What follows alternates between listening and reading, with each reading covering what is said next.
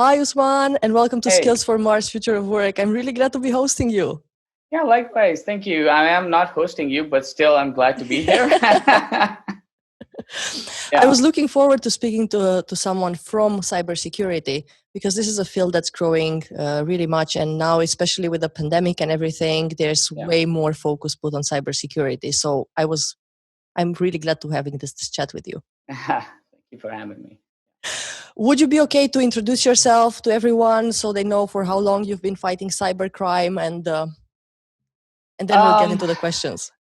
yeah, well, I've been in security since 2006, corporate. I liked meddling with things since I was in 10th grade. Yeah, I have some kind of consulting experience, professional and non-professional, since 99, 2000. And Yeah, I have been working in three continents. I've worked in Southeast Asia, in my home country, and then I've worked in Middle East and now in Europe. I recently moved from Denmark. I was working there. And now over here, I'm doing slightly different. I'm actually consulting, plus I'm actually helping building up a cybersecurity consulting business as well in my current company. So yeah, Y- that's You've worked in you've worked globally. Is there a difference globally in cybercrime? Well, cyber crime is usually the same. Okay, It's the same attacks, the same motives. Usually, it's monetary rewards, and so it's everywhere. And as you know, nowadays it's globalization, right? So because of that, wherever you are, anybody from anywhere in the world would actually attack you, and it would be the same MO, same things that they do. So yeah, it's the same. got it. I thought you were moving because cybersecurity is better in one place or another. But by the way, if we were to describe, because I think there's a misunderstanding. What's the difference? What's cybersecurity and what's the difference with information security? Okay, yeah. Well, cybersecurity in general is a relatively new buzzword used nowadays. Information security is pretty old. It's like information security. By information, you mean digital and analog information. Like, for example, you have files, you have notebooks, you have whiteboards, all those kinds of things. So that part is information security. So everything that has to deal with its confidentiality, integrity, and availability of that material or that information is information security. So it's an all-round thing. Then we come down to cybersecurity. Cybersecurity is actually cyber attacks and cybersecurity in the digital world. So you do look at non-digital world as well, but mostly it's related to digital world, like your computers, your laptops, your phones, your tablets, everything that's actually connected to the internet actually comes under cybersecurity. So yeah, and there are different ways of talking about it. Like, for example, if you ask an academic or an academic, you can say description of this is that security is actually divided into 4 or 5 parts. So it starts with data security, then it's network security, then it goes down to perimeter security, and then overall information security. So yeah, it's the way you actually want to describe it is how you do it. But basically, the difference is information security is on top, cybersecurity is under it. So yeah. There are right now, I read somewhere about 30 billion devices connected to the internet, Hmm. something like this in 2020. Yeah. So IoT, Internet of Things, has changed the world. The amount of things that you can do with a cheap device, that has actually changed the world. Seriously, you have cameras, you have your microwave ovens, your fridge connected to the internet, your bulbs connected to the internet. So that actually is a good thing and a bad thing. A good Okay. thing in a way that it creates a large scale digital transformation, and a bad thing because it's very hard to actually secure all of these things. So, for example, if you look at budgeting, right? So, from China, if someone wants to build 100 devices, like for example, cameras, right? And you don't have a budget, you're a startup. So you will try your best to put in functionality and then think about security later. So that's a sort of a mindset that usually people have because with startups nowadays, startups look at security, but usually when you are some company who actually just sells things and doesn't care about security, then in that case, you go for the cheapest option. And then in that case, there's no security, there's no power to actually do security. And that's where the problem occurs. Like people are using webcams, they get hacked, and o- obviously on Amazon, on other platforms, they don't look at security. They just look at user review. They're pretty, they work well. It's a 4K video. That's perfect. But at the back end, the problem, there's no independent security audits of these kind of devices, these companies. And so we just go on face value and the picture and the design, and that's how consumerism works usually. Yeah, So and I think we're all. I mean, I never think about cybersecurity when I press a button or install an app or anything like that. So, what's the worst that can happen with our data by using our phones? By I don't know, installing things. well, initially back in 2000s, end of 2000s even, when smartphone era wasn't there, the thing was that most of the things that you had in your phone was SMS, text messages, and phone call logs, right? So someone very sophisticated had to actually grab your phone, put in a backdoor or a virus or something to actually get all those things, right? But nowadays, you have a smartphone that can be attacked via the web. And most of the apps are using web views. This is sort of a technology that actually is the same as a browser. So any attack that goes towards a browser goes towards a web view. So and hence your phone. So and now your phone is your sort of your best friend. It has all your good and bad secrets, and it has so much more.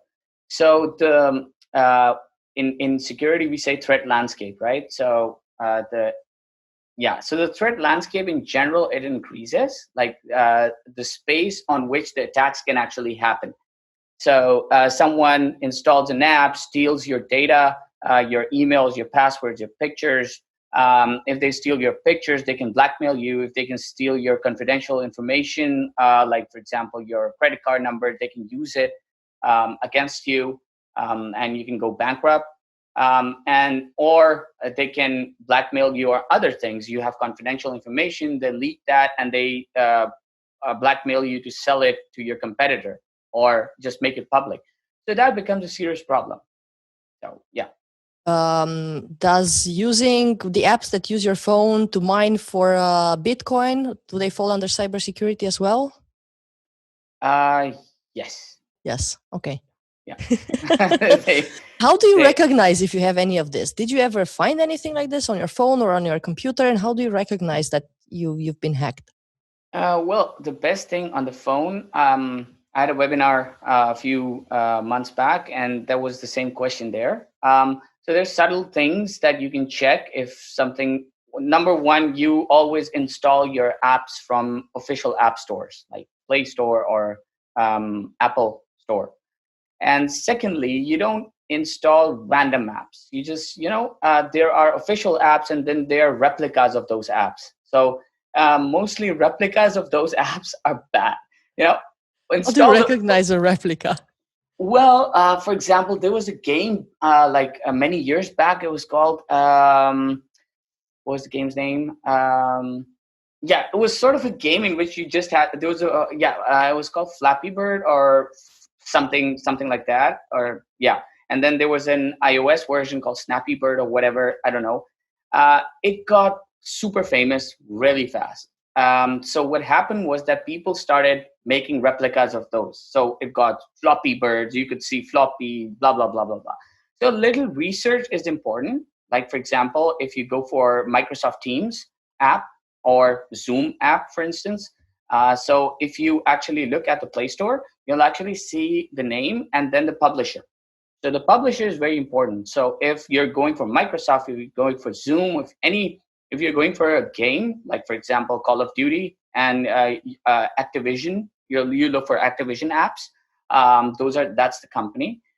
So those kinds of things you can actually check. And if you're not sure, you go on the website or the official website and see they would definitely have a link to the real thing. So that's sort of um, good security hygiene kind of a thing that you should do this all the time. It sort of should be um, your default SOP Mhm. that you do. So yeah. Should we be afraid of cookies Um, or worried about cookies? Let's not. well, cookies are usually used to track you. Mhm. There are a lot of you can say add-ons to your browsers that you can use to block those cookies. So Facebook cookies, those kinds of things.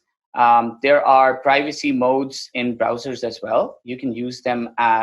So when you close or shut down your browser, everything, all your history is deleted, and especially all the cookies. So that's a good way to actually protect against them. Although they're never malicious in the sense that they won't infect your computer, but they can track you. Mhm. And now Facebook owns so many things. It owns WhatsApp, it owns everything. So, for example, if you don't even use WhatsApp Facebook, and you're using Instagram, so the same data is actually going to them and their advertisers. So. Is there any way we can still have a shed of privacy? Or this will disappear at some point? Well, it depends. Like in security, in privacy as well, you need to make people aware. And awareness is the key. People don't know when they're using it, especially teenagers. They don't care. They don't know. If nothing happens, they're good with everything, right? So they need to actually be cautious. They need to learn what problems we can get with privacy, what problems we can get with security not being there. So privacy would still be there. I think there are a lot of organizations, foundations that are talking about privacy. Like in the EU, we have GDPR. So that was a very, very, very big leap towards individual privacy. And that is a very good thing. Like personal data shouldn't be leaked, should be deleted. And if you should have the right to delete the data. And that was a very big leap. So I don't think it would be a lack of privacy would be a problem in the future. Although, of course, there are a lot of companies that track you, like we had with Facebook, had a scandal with Cambridge Analytica. Mm-hmm. That was a very big scandal. And that company was basically doing everything they could to track people, to make campaigns, to change the perception. So those kinds of companies will still be there. But the way you can protect yourself is to be aware that these companies are there, and you should, use caution. Like as I mentioned, delete your cookies when you, shut down your browser. It's not about security that you're hiding something. It's more about that the companies can track you across different platforms. There are companies there in your mobile. I tested it once, but I'm not sure whether it happened or not. When you speak a certain word, there have been some videos as well. When you speak a certain word several times in front of a phone, for some reason you start getting the same kind of ads. Although it shouldn't be allowed, it's. But it does happen. It happened to us as well. Yeah, it happens, and I don't know. I'm still researching on why and which apps are actually doing it, but still, it's happening because it's a big business now. Um, Recently, in the Netherlands, there were some banks which were also it was in the news that they were sort of sharing their not complete details, but the names, et cetera, or email addresses with certain third party. So the watchdog here actually, told them not to do it. So those kind of watchdogs should be there to check these companies. And at least in Europe, it would work. But am I getting the wrong feeling that somehow companies start to think a bit about security when they're, I don't know, developing an app, releasing it in the market, but then you need these watchdogs to actually audit their app or audit their hardware to make sure it's secure, and only afterwards they actually take real measures, like Zoom example. Exactly. They should do it. Like, for example, there are a few apps like Wire, Signal. These companies, number one, they have open source tools. So the app is completely open source. You can see the full source code. All the developers can actually see it. The second thing is that they do external independent audits. So any company can actually do their audit and then give a report out. So that report is completely transparent and everybody can see it. So all organizations should actually do it. But unfortunately, that doesn't happen because mostly it's black box that you can't see. They just say that it's secure and you say, yeah, it's secure. So, yeah. What were the risks with the Zoom? It's an app that everyone uses, and when it became really prevalent now during COVID, there were some watchdogs who raised their hand and said, "Hey, this is not secure enough. There are servers in China. It's not encrypted communication." What were the risks? Well, with Zoom, it was like overnight they became a success. And that was very strange because there were many mature apps like Microsoft Teams. There was Slack. There were other tooling that was actually doing Google Hangout. But these Zoom actually became a success overnight. And due to the sheer pressure, and everybody in the world started focusing on Zoom. So it's a normal app. Anybody, if around the world, like 90% or even 50% security researchers start, poking around with one app, they will find vulnerabilities. And secondly, they had a lot of issues with their privacy terms and conditions. They were saving a lot of information, personal information about the people who were actually using it. They were recording the whole conversations. It was possible to record it. So those kinds of things weren't apparent to the people who were actually using it. So that became a serious problem. And with everything that becomes a success, there are critiques, there are problems. Their security team is very, very good. It's working day and night to actually secure themselves. But again, still, it's our advice as security community that if you want to discuss something very confidential, do not use Zoom. If you want to have party with your friends, have cyber coffee or whatever, do it. It's Record fine. a public video. Yeah, record a public video like right now we're doing it. So it's actually fine. And also use it on the web browser rather than installing it on your laptop, because when it gets installed, it has more rights. And it's as you mentioned and we discussed earlier, that there isn't any independent audit that happens for Zoom. So we don't exactly know what it does.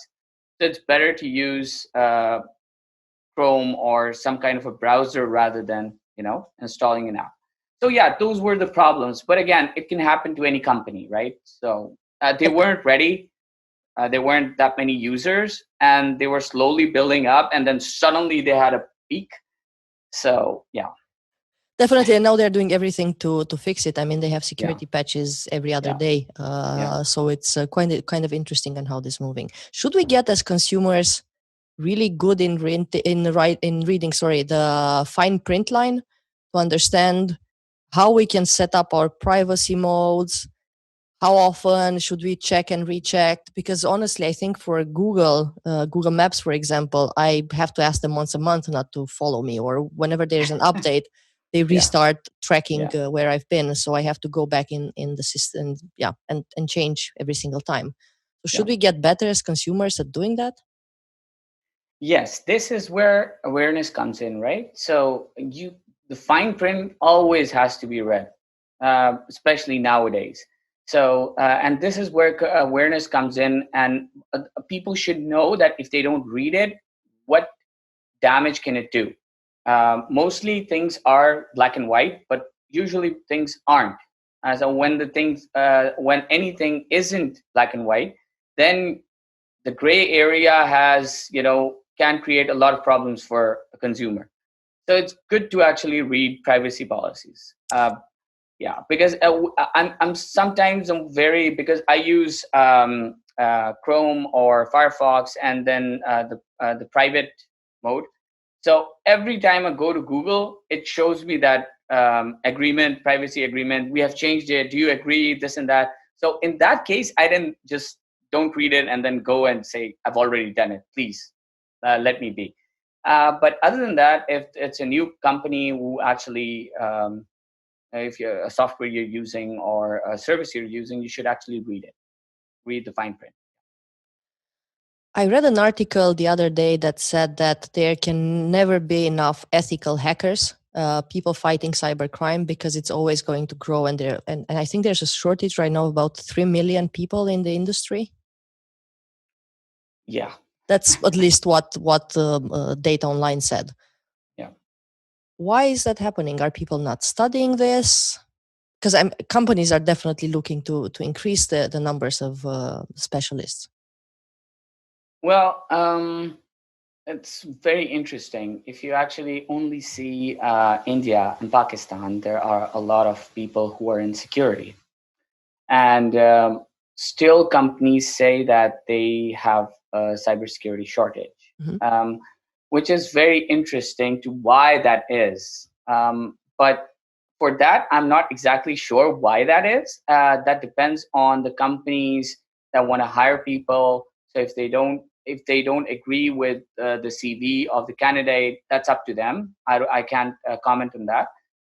But in general, there is a shortage. Like um, by shortage, we mean that people who can do almost everything regarding cybersecurity. Like, for example, in our consultancy, there are a lot of hackers out there. There are bug bounty programs, and there are very skilled hackers that are out there. But when you go for or for a senior consultant role or a consultant role, and you give an interview over there, the company isn't actually looking only for your technical skills. They're also looking for your consulting skills, which you don't have because most of the things that you do are against a server using via bug bounty platforms and those kinds of things. So the problem is that the HR or the hiring manager, he needs consultants. We don't have consultants. We have a lot of hackers. So that's where the confusion lies. And many companies then don't hire. And then there is a problem between I noticed in Denmark is that there was a large pool of people who were very highly qualified, but companies didn't know about it. So the scheme they went on to Denmark, they that I don't know, there was a miscommunication or there was a communication gap between private sector and or normal companies and the government or the scheme, whatever.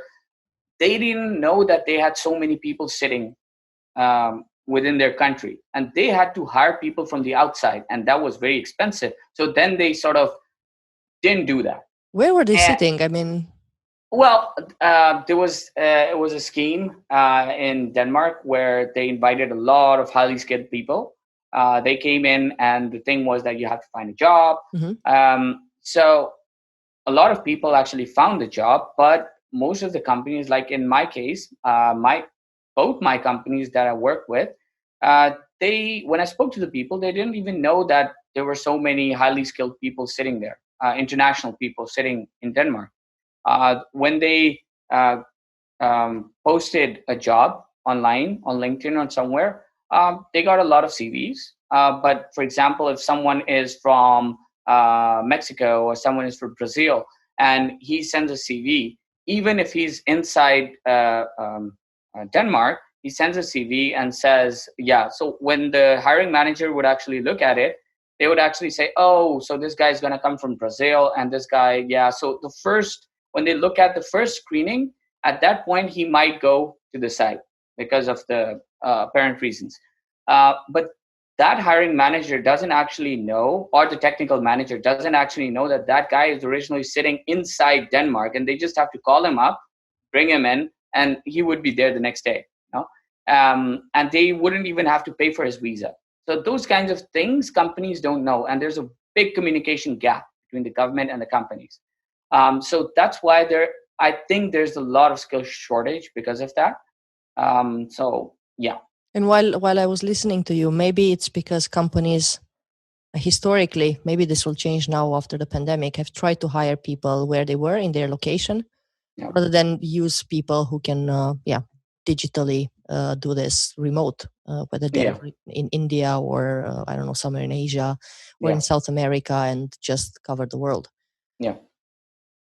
We spoke about hackers and ethical hackers. What's the difference? Can a hacker become an ethical hacker? How would you define them? Well, hackers can become ethical hackers. Ethical hackers basically, the word hacker is usually used pretty in a bad way. But initially, the word hacker, so Steve Wozniak, the co-founder of Apple, these guys used to have small sessions together. They used to make new things, break new things, and at that time, those people who were inquisitive and who wanted to learn things were called hackers. But then as time actually went through and media got the wind of this, then hackers became very bad people. So whenever we talk about, at least in security, whenever we talk about hackers, we don't say hackers. We say either malicious threat actors or these kinds of things, because hackers, anybody can be a hacker. Like, for example, when you were little, you might have broken the toy to actually see what's inside, and then put it back together. So that inquisitive mind is sort of a key thing that a hacker has. But the hacker that you're actually mentioning, the malicious threat actors around the world, they're bad people. They do things for monetary gains. They do not actually directly care about anything other than money. We've seen that lately when there was an attack against companies that were doing research for COVID-19 vaccines. So why would you do that? There was an attack on NHS 2 years back. Why would you do that? Although NHS and all these hospitals around the world should actually do not assume that an attacker would not attack a hospital because it's a hospital. They should take care of their cybersecurity as well. But still, it was bad. It's unethical.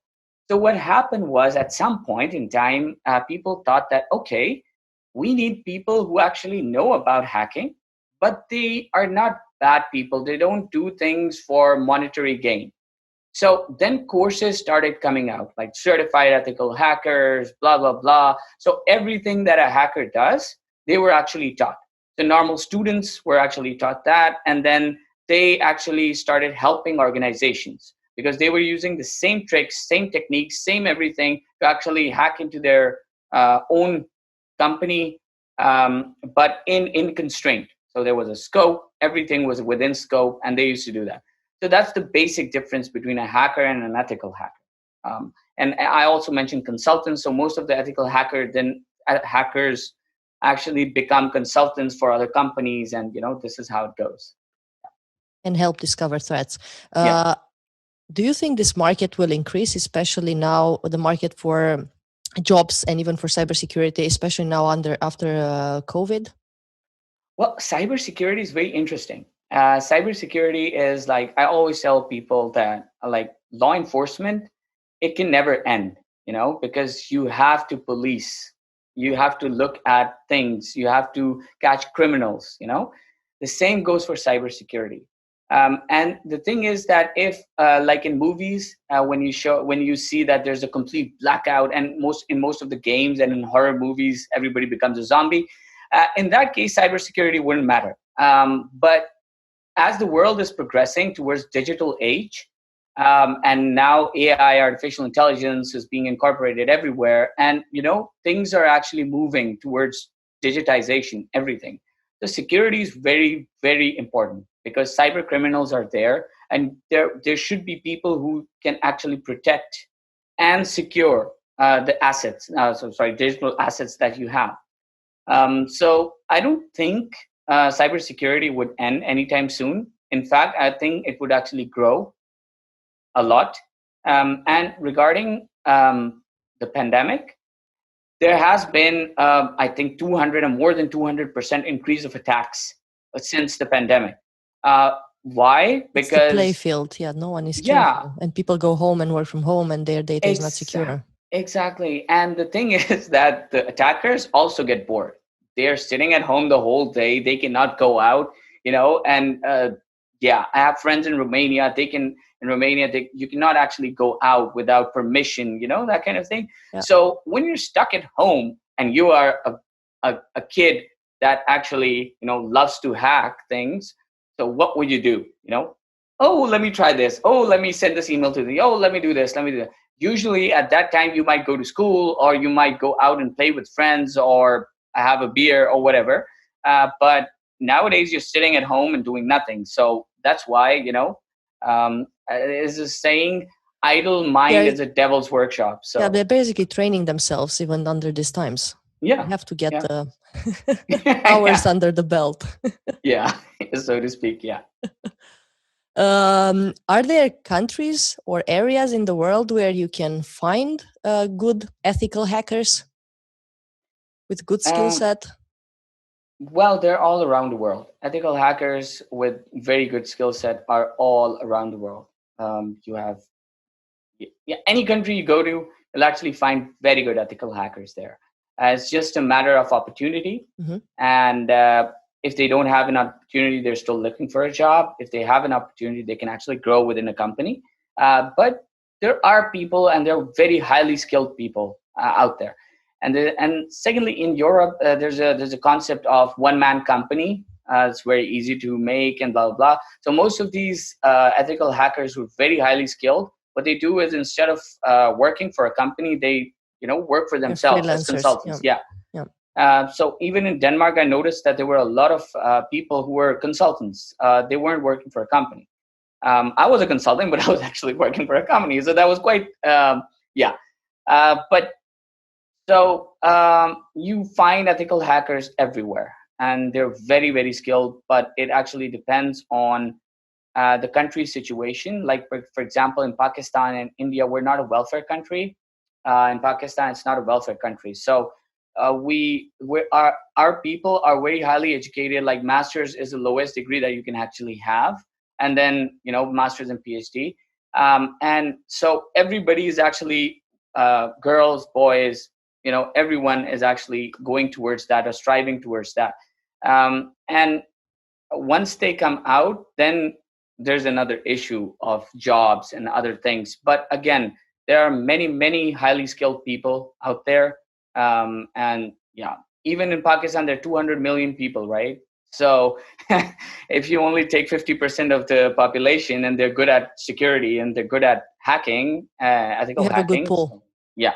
All you need is to basically teach them consulting skills. Exactly. Yeah. Yes, which shouldn't be that hard. Talking about skills, if anyone wants to get into this, do you need formal education? I know there are not a lot of schools, but there are some. Or can you still learn this online, boot camps or webinars?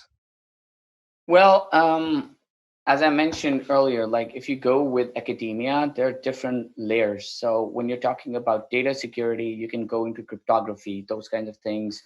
When you're talking about network security, you see companies like Juniper, Cisco, those kinds of companies. So you can actually work towards those things. You can manage those devices, and you can go into network security. When you're talking about ethical hacking, so you can actually go towards ethical hacking, that's a completely different field. Then when you're talking about information security, so you can actually go into governance, risk and compliance. So those things you can actually work on. So coming back to your question, yes, there are universities that actually help you out. But nowadays there are, you can actually search on YouTube and you can actually find a lot of good tutorials on security. I still remember when I was in 2000, when I was in 10th grade or so, I wanted to learn security and hacking and those kinds of things. And I searched so much on the internet. At that time, it was yahoo.com or msn.com. So I couldn't find, it was very scarce. The knowledge was very scarce. But now it's a lot, it's everywhere. So it's just a matter of giving some time, and then you can learn yourself. And once you have some skill, then you can actually start working towards it. Education is very important, so you should finish your education. Like for example, there are schools that are giving proper majors in information and cybersecurity or network security. So you can actually work towards that and then start a job, and then sort of after 1 or 2 years, try to see if where do you fit: network security, cybersecurity, ethical hacking, risk and compliance. Is Whatever. there one of them which is easier to learn and one which is harder, or a path to start? Well, the path, if you want to go straight through school, college, university, it's very simple. You have courses, and in the courses, you have everything. Mm-hmm. Ethical hacking is usually not taught in universities because of, of course, the problems that can occur. So you have touch of that when there are courses designed, but not in detail. So you learn cryptography, you learn protocols, you learn this and that, network security, those kinds of things in universities. But there are some universities that are purely based on cybersecurity. So you can actually start learning cybersecurity there. And then in your final year project, you can actually go towards ethical hacking and do a final year project regarding that. So you can do that if you want to go straight. If you just are inquisitive and you want to learn about security, then you can use YouTube. So ethical hacking is the easiest and the fastest you can actually get into security, even if you're in 10th grade. So you can actually get into, you have a lot of videos, you have a lot of, but in 10th grade, it's very hard to actually tell you what's the right path and what's the wrong path and what not to do and what to do. So if you see facebook.com, don't hack it. If you see, your school network, don't hack it. So yeah, it's very hard to actually tell that person or kid.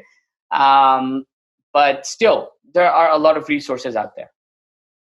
Yeah, definitely. Is it something that someone who maybe is looking for a second career, is maybe in his 30s or 35 or something like this, can they start working into Yes, cybersecurity? Have you seen this happening? a lot. I had several friends in Denmark who didn't have any background of technology, but they actually went into cybersecurity and they were very good at it. So you have certifications nowadays. Those certifications can directly bring you to a very good level, professional level, and you can actually start like there's a certification like CISSP, and it's ISC Square. There's a company that actually provides that, a US based company. So what it does is that if you don't have experience, you get an associate certificate. So once you have a 5 years experience, you tell them, and then they send you a full CISSP certificate, and then you do that. So companies are actually doing it, and you can actually follow the certification path to learn as well, other than university path or the right, not the right path, but the university path. So yeah. Yeah, I'm thinking of all those millions of people who maybe have lost their jobs or are looking to shift, and that's I think it's a good field to get into, especially that Yes. because it's growing. Yes. Is there a potential risk for automation? Because all of this, I can imagine that searching for threats at some point can be automated, right? Yes. It is Yeah. code, right? Yeah. So which are the areas which might be easier to automate, or they already started to be automated, and which are the areas which will maybe stay human? Well, in the field of cybersecurity, like threat intelligence, looking for threats, detecting threats, like antiviruses, they're completely automated, right? Mm-hmm. They detect a virus, they automatically close it down, everything. Similarly, you have devices on the network that actually look for strange behavior on the network and then sort of flag it, right? Uh, so these kinds of this side can be automated, but again, it requires human intervention because AI, right now at this point, AI and or the tool set that these devices use, it's dependent on what you teach it. So there's good traffic and then there's bad traffic. So an attacker can use or train it in an opposite way. When it's being trained for good traffic, you start sending bad traffic to it. So technically, it would say bad traffic and good traffic. So it's very easy to fool, so to speak. And then there's no match for human creativity. So when we do when I do consulting and we do projects engagements like penetration testing for companies, there are a lot of things that automated scanners don't find. So there are automated scanners that actually scan the website or the network and find vulnerabilities for you and give you a pretty list of everything. But when you're sitting there, we find vulnerabilities that the scanner doesn't detect because that's more towards business logic vulnerabilities.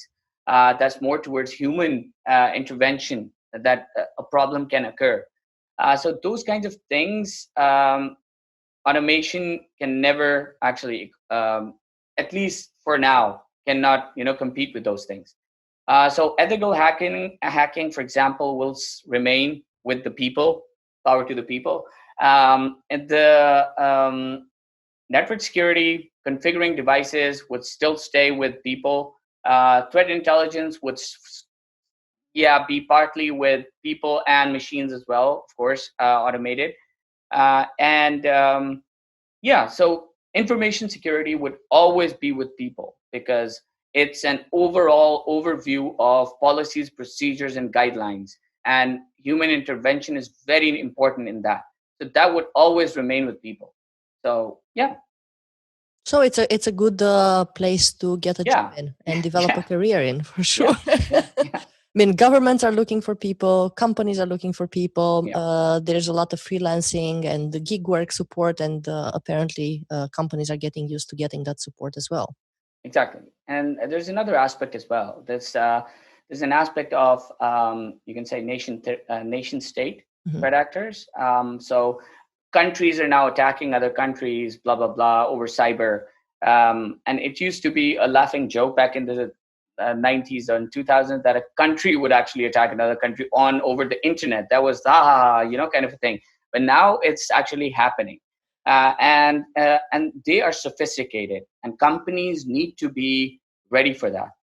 So they need to invest in that because a kid who is sitting in his or her mom's basement and hacking is different, but a team of 40 people trying to hack one company is very different. So that should the focus be and concentrated hacking that, forces. And the resources, the money, everything. And knowledge, definitely. Exactly. Yeah. What's the future of cybersecurity? Well, cybersecurity's future is very, very bright. And I think it would remain in the market for a very, very long time. There to stay. Until digitization is completely eradicated, cybersecurity would always be there to actually protect people. As I mentioned, like law enforcement. So the future is quite bright. That's good to hear. Yeah. Is there something, Usman, that maybe I forgot to ask you about cybersecurity and you think it would be really important for either consumers or those seeking a job in the industry to know? Well, it's so I'll start off with the job part. Whenever you're looking for a job, what I always did was I made a profile of mine over the internet, not connected directly to my company. So I did a lot of research. I published a lot of vulnerabilities through responsible disclosure. And so that kind of profile actually helps you when you're going for a job. Nowadays, it's very, very easy. You have bug bounty programs, you have these kinds of things. So you can actually use those bug bounty achievements in your CV. So whenever you actually go out there, have a profile outside of your company's work as well, so that you can. So, for example, I'm working in Pakistan. A company in the Netherlands or in Denmark doesn't know anything about work culture in Pakistan. Any experience that I have in Pakistan, they cannot trust it. But if I have a profile online and I've been testing Facebook, I've been testing Google, and I've been finding vulnerabilities, and people are appreciating me. So when I put it on my CV, then in that case, when they look at it, they would actually relate to it. Oh yeah, Google. Oh yeah, nice, nice. And then they would actually call me in just to check how much I know. So those kinds of things need to be addressed when you're actually writing a CV or sending a CV to different countries. That you have to think as an employer. So you have to actually think, if the employer is in Netherlands, what's the job market in Netherlands? What's the attack rate in Netherlands? That's a little bit further if you're doing intelligence gathering. But for example, if there's a company ABC in Denmark, right, and you want to find a job in Denmark, so what you do is the first thing you see the job market in Denmark, then you see the security culture in Denmark, then you actually see how many people are working in security in Denmark. So you can easily find that through LinkedIn, and it's completely legal. So you just look at it. And then finally, when you have all this data, then you actually design your CV that way, and then you actually approach the company. And it's sometimes better to approach directly the technical manager rather than going through the proper channel. HR, yes. Yeah. So yeah. It does work as working as in recruitment. That has been my past 18 years. Usually hiring managers, if you go directly to the hiring managers, you do have higher chances. It's yeah. It just is. It's easier for them to recognize maybe relevant experience at some point. Yeah. How about what was your second question? It was about consumers. If there are any final thoughts for consumers who are maybe interested in cybersecurity. Well, if the consumers want to see if a device that they're getting, IoT device especially, is secure or not, they should do some research before they do it. There are a lot of YouTube videos that do give you a very good review on how a product is, but you should go a little further and look at its security review, that how secure is it. So a normal Google search on, for example, how secure is Zoom? How secure is this? What are the privacy issues? What were the recent privacy issues in blah, blah application? So you can actually get a lot of information. So be informed when you're actually buying something. And that's very, very important. And one thing that I would like to add here is slightly off topic, is like, due to COVID-19, there are a lot of attacks that are happening. When you're working from home, you should be very, very careful, because your security department isn't there to help you. It's your own common sense and the way you actually work that actually helps you. So whenever you're actually in a meeting like we are in Zoom, so if there's a whiteboard behind you, remove everything from the whiteboard. Do not post your official videos online on YouTube or anything, even the pictures of those things. And if you're working with confidential information, confidential documents, please use a small shredder. That's even, because that's actually better than just throwing it in a bin, right? Mm-hmm. So although cheap shredders or home-based shredders aren't that good, but still there are a bit of a defense against people who want to steal stuff. Malicious people who want to get to information. Yeah. So stay safe. Usman, thank you so much for today. You're and welcome. Thanks for sharing your knowledge and your insights. It was fun. It was actually quite fun. Thank you for having me. Thanks.